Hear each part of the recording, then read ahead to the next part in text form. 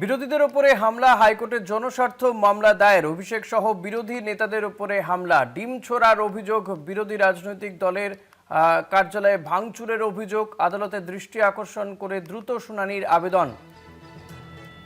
বিরোধীদের উপরে হামলা, হাইকোর্টে জনস্বার্থ মামলা দায়ের, একের পর এক বিরোধী নেতাদের উপরে দেখা যাচ্ছে ডিম ছোড়া হচ্ছে,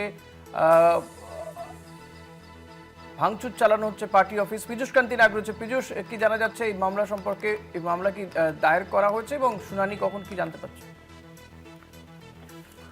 দেখো, অভিষেক বন্দ্যোপাধ্যায়, ডেরেক ওব্রায়েন, কল্যাণ বন্দ্যোপাধ্যায়, সৌগত রায়, মদন মিত্র সহ বিভিন্ন নেতাদের উপরে যে আক্রমণ হয়েছে এবং পাশাপাশি যে ডিম থেরাপির যে দিনের পর দিন চলছে, এছাড়াও বিভিন্ন তৃণমূলের কার্যালয়ে ভাঙচুর করা হচ্ছে, এই সমস্ত অভিযোগ নিয়ে কলকাতা হাইকোর্টে মামলা দায়ের, জনস্বার্থ মামলা দায়ের হলো।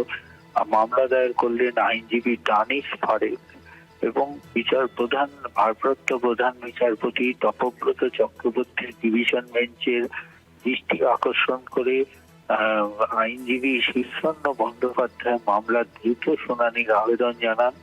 বিচারপতি জানিয়েছেন যে চলতি সপ্তাহে এই মামলার শুনানির সম্ভাবনা রয়েছে।